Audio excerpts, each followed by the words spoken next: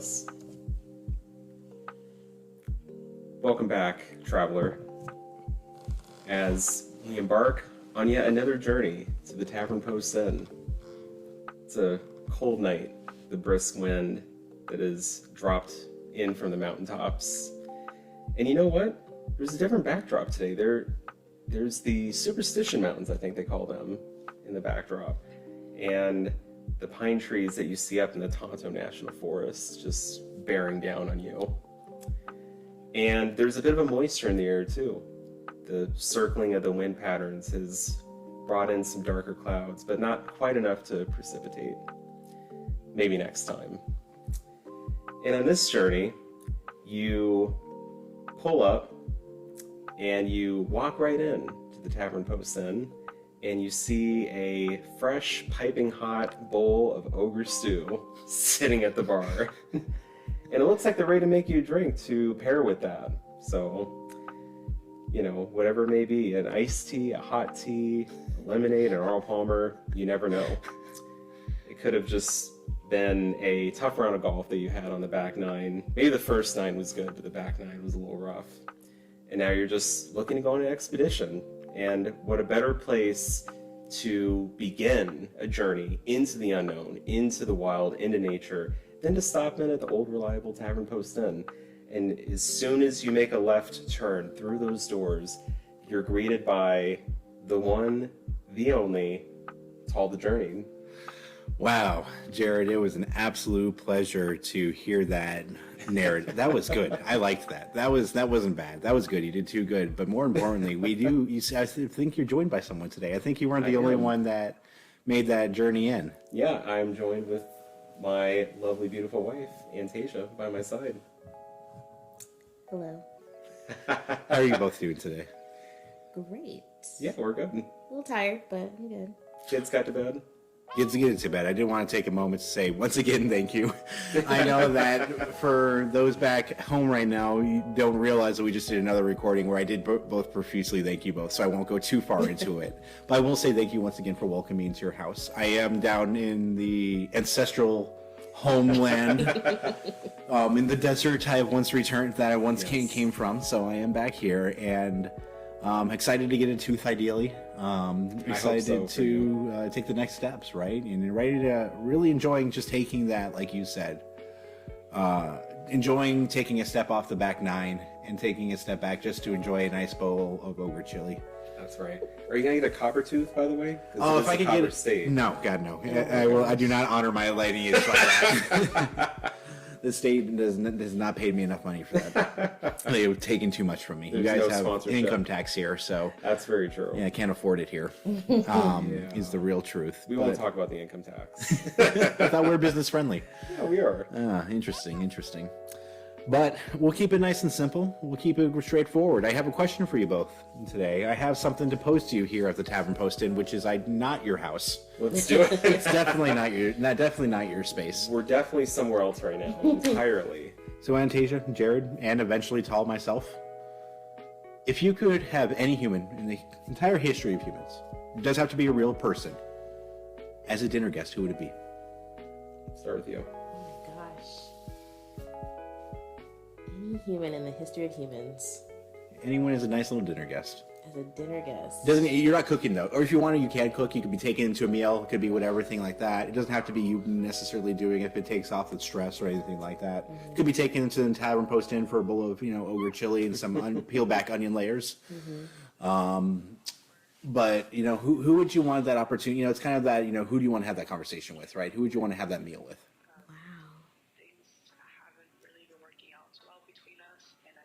Do you need a minute to think about it? I need a slight minute. Okay. I don't mind, unless you Jared, know who you're gonna. You think you got something? I do. Okay. Name popped in my head right away. Carl Sagan. Carl Sagan. So you would want to talk to one of the ultimate science communicators of all time. Yes. Now, absolutely. Would you want to try to communicate science to them? Would you want to be like, hey, Carl, I know you've been dead for a few years now. Let me catch you up to date on some of this gravitational wave stuff. Pretty much, yeah. I mean, I think I would just love to pick his brain. I almost said Albert Einstein, but I feel like probably a little bit above my pay grade, honestly. Like, at least Carl can speak my language, right? And speak the language of the stars and the universe. And he is a pioneer that I have the deepest respect for, and somebody that it just would be really cool to talk to him, you know, just to get to have that moment of one of the greatest scientific communicators of our time. What would you want to talk to them about first? It's hard to say. I mean, I'd probably just, again, the recent advances in science and physics and just about our place in the universe and all that. It's just, there's so many topics to unpack. I mean, there's obviously alien intelligence, the prospect of it, new exoplanets. I think actually I'd start with exoplanets. Exoplanets. That has been a recent development. Then maybe nuclear breakthroughs, and then probably gravitational waves, of course, would have to bring that up. What do you think they would be most disappointed by our world by? Probably the spread of misinformation, I would say, with social media and the internet. Just people will become more educated than ever before because of the resources at our fingertips with the internet. Like, literally encyclopedias right at your fingertips. But the problem is that there's also a lot of misinformation. It's a lot easier to have confirmation bias, groupthink, and just I think he'd be really disappointed by the devolving we've seen with groups of people, like specifically flat earthers, people that have literally taken 1,000 steps backwards because we're in that position. But yeah, that's what I would have to say. No, I think that's a good answer. I think that especially for the misinformation part, I think as a science communicator, right, I think that'd be almost like a personal affront almost to it. I think if he was brought back to life for that moment, he'd probably die again. Where would you take him to eat? Where would I take him to eat? Yeah. Probably have to be somewhere nice with... Definitely have to have a good view of the stars, too. Where are you in mind? So maybe top of the rock. Top of the rock? Yeah. What would you have for dinner? What would you eat with him? Steak. You'd have a steak dinner with Carl Sagan? Yes, I would. Okay, good to know. I would. Absolutely. A nice little steak dinner on top of the rock with Carl Sagan talking about exoplanets. Yep, talking about exoplanets. That sounds like a fantastic evening, man. I know that's literally impossible for multiple reasons, but that sounds like a wonderful time. Thank you. No worries. And Deja, you had a moment to think there. Who would be your person? Who would be my person?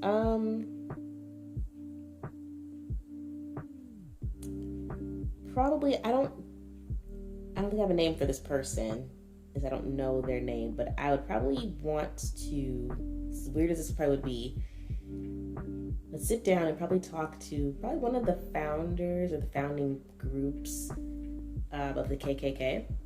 Shockingly. Wow, that took a huge twist. Yeah, no, yes, seriously. Because I just would want to know, what's the issue?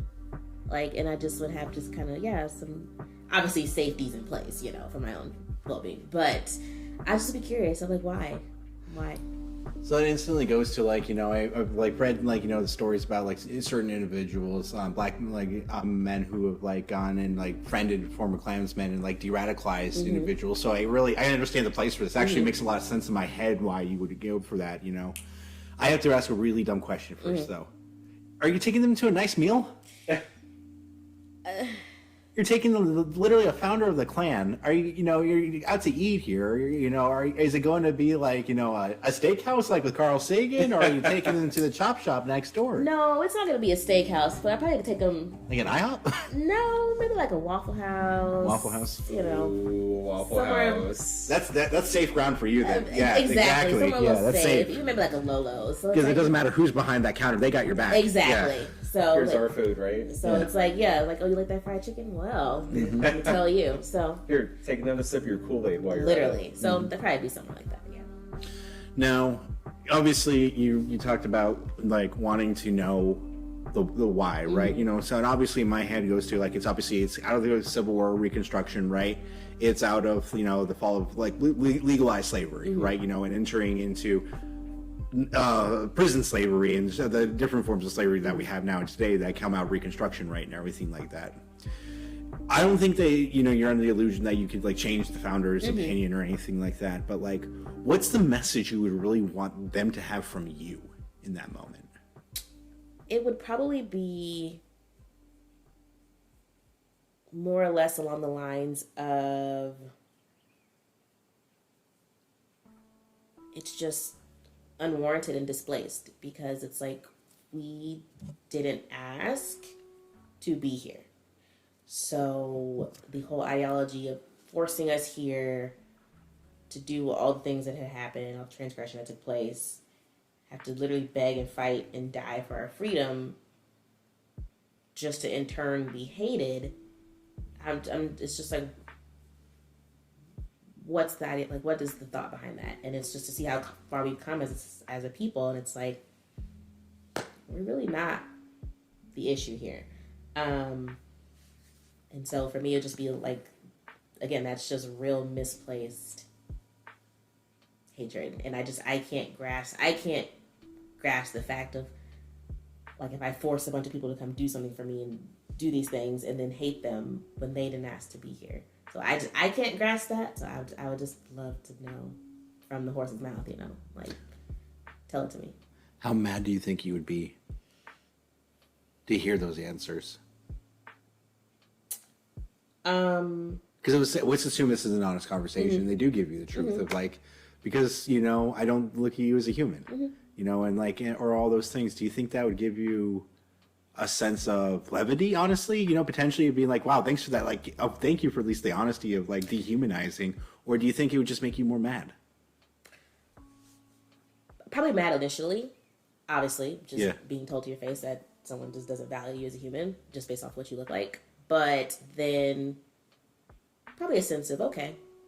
But then it would also follow up with, is that all you have? Is that your answer? Because that's really not good enough for me.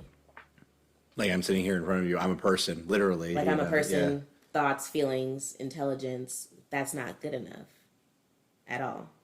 So.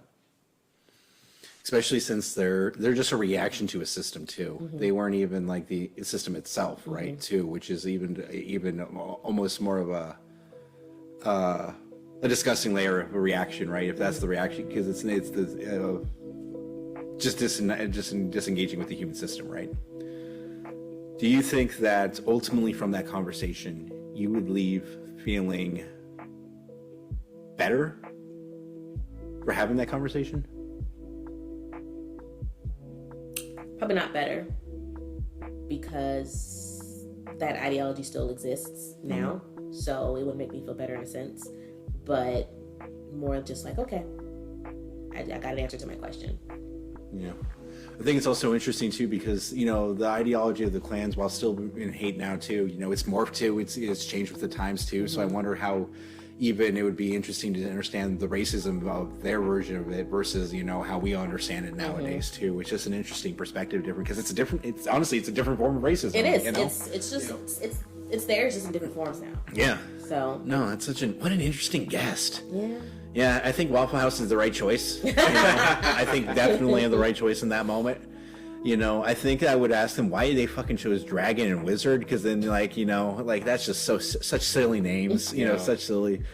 Why the hoods? Why the? Yeah, it's my embarrassing. Thing. Like, it's embarrassing. Just be out with it. Like, and they still hide now. So. Which is why I wondered in that moment why I think it would ultimately be better if they were just honest with you in that moment, right? For me, it's just give me the honesty. Just say, if you have all of that, if you have the balls to carry those plans out and say the things that you say and blah, blah, blah, then just be honest about it. Just tell me straight up to my face what it is. I'd still like to punch David Duke in the dick. If I'm being honest. Oh, I have to be held back a lot. I have to be sitting on my hands. But, I just would like to. What a great guess. What an interesting, 100% great answer. Really good answer. Wow, both of you. I agree. Both of you, from one of the best communicators of all time to sadly, one of the most influential potential people of all time, right? What that organization has done on American politics is forever entrenched in the nation's history, right? Oh, yeah. Wow. I think that, I want to say that thank you both for being honest in your answers first and foremost before I give my little cop-out answer, because it is a cop-out answer. But I think the person that I would like to have dinner with first and foremost with is whatever that first biological Homo sapien is. And like just blow their mind by taking them to like a food court you know, and just be like, you won't believe what in 10,000 years we got pizza, we got bologna, we got you know, all this whatever, right? You know, Is this barring that they can communicate with you? Ideally, or right? they Yeah, cannot communicate I'm with assuming you? they're fully Homo sapien, right? So fully human, you know, right? And ideally, could communicate, right? We've Okay. talked. Where I'm hoping in that moment, right? No, but the honest answer is just to really like, because like we are in theory the species that comes from this lineage, right? And like, you know, I understand that evolution isn't just like this rapid thing, and we're just suddenly here, but like, so I'm not sure whenever that moment when there's like, oh, all of a sudden we're kind of humans now, right? But like, it'd be so interesting just to be like, I wanted to see how similar we are. Good point. Because the more I learn about history, the more I'm like, holy fuck, people were just people. Yeah. Culturally, things are wild all over the place. People do culturally things that are weird and crazy, and like what people believe in is insane because of like literally the understanding of the world. So people, but like when you get down to the behaviors, motivations, and those kind of things, I'm like, wow, people are really just kind of trying to survive and kind of hang out and take care of their people, right? It's really not. There's some simpler kind of notion. You know, humans aren't simple by any means, but it's like it's pretty simple to understand. Well, people are just kind of people, and we're going to do whatever that human thing is. We're going to do it really well. We're going to do it in the most dumb human way possible. What do you think would be something that would probably the most shocking thing? Air conditioning, Okay. like the ability for us to create the ideal environment. Like that's someone who would have had no exposure to any kind of artificial or human constructed biome outside of literally like closing their like hiding themselves in a cave, right? Or building a nest in a tree, right? Very limited structure. Where I'm talking about, I'm in the middle of Phoenix, Arizona, and it's 120 degrees out in the summer, and I'm at 60 degrees. Yeah. You know, I want them to be able to like, look at what we did. We made this, you know. Human ingenuity. This is what eventually you become. You become this, you know. Yeah. Honestly, not to be crass, but internet porn I think would blow their mind. I think the internet in general would be like magic kind of like thing, one of those things, right? But like it's also one of those base human things where I'll be like, yeah, the internet, you could like at the same time I can get any food I want delivered to I can get anything. I don't have to hunt for anything. I don't have to gather for anything. I can find literally all the quote unquote mate or reproduction right online. I mean, both of us. You met you guys on OkCupid. I met Danny on OkCupid, right? We literally met our mates online, right? Yeah. It's not. Point, yeah. It's one of those things, right? Where I'm just like, you know, and just to be like, I think that's why I would want to take them to like, honestly, like, just I don't know, like my understanding. Arizona, I think the restaurant I would take them to would be Cafe Monarch, which is, you know, like the fanciest restaurant I can think of in Arizona that I like, and it would be like literally like because I wanted to see their reaction to like this chef that's taken like the height of culinary like creation, right, and given like a 5-course meal of just like here's like delicious like tomato foam, you know what I mean? Like where they've like made it into a new like thing just to be able to be like, I know you like literally spend your entire life essentially eating roots, tubers, fruits, and then occasionally some meat and stuff like that. Here's what we will conquer the world so much that we have made cheese into foam, or like, you know, like This is what you get. yeah, and like it's a little tiny bite, but it has like 20 different flavors going on, you know.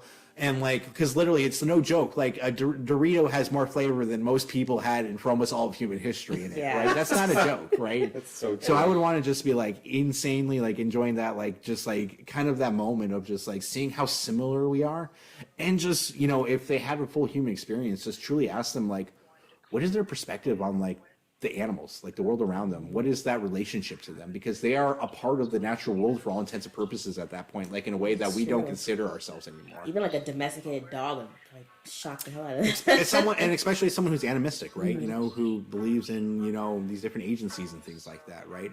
I'd really want to be like, what's it like to actually not be divorced from Eden, you know, and actually just be those people walking still in the world as a part of the world. Right, not as this human construct of the world, but we still think the same, right? So I don't know. That's a good a good one, answer. yeah. So I would that's never thought that. that would be my cop out answer. If I had to pick a tangible person, it'd be someone like Satchel Paige or Anthony Bourdain, Satchel Paige, my favorite baseball player of all time, right? I think he was number one, quite literally best in baseball. I think he just pitched, especially pitching, doing all the barnstorming in the Negro Leagues and some of the stories that he has, and just pitched until he was like 50 and just amazing. And he was still incredible. Correct. And then Anthony Bourdain or like Steve Irwin, like my heroes, right? The men who I coming off the Toxic Masculinity episode we just record, the men I look up to, right? Josh Clark, a podcaster that I really am a big fan of, right? And stuff like that. But I think that my number one answer would just be like, who are you? Who are human? Mm-hmm. Who is human? Who is this human? Literally, what is this human? So I think that would be really cool. But really good points. No, again, I want to say thank you for all joining me today at the Tavern Post Inn. I think I was not expecting to invite the clans in today. Carl Sagan was within the radar. I was not expecting the clans to make an appearance, but what a great answer. What great answers. And thank you again for welcoming me into your space as I welcome you into my space. Not the website, though. Nah. Oh my gosh. I would be Tom's friend, though. He seems like a nice guy. He did it right. He got rich and just never was in the public eye again. Right. That's the way to do it. That's a smart man. Disappeared. He just fucked off with his money. The dude dipped. But I want to give any opportunity for Antasia. Is there anything you'd like to end the night with? Any affirmations that you'd like to wish to the traveler, maybe? Just safe travels, happy travels. Be confident in any decisions that you make. Just love one another. Beautiful. Jared? Keep looking up. Keep looking. Oh, that's right in character with your dinner guest. Well, traveler, and the people that might be stopping by, I want to once again thank these two wonderful people for welcoming me into their space. Thank you guys for stopping by another episode of the Descent into Illumination. Wherever you're at in your journey, I want to make sure you know that you are loved and you are enough. Thank you for stopping by.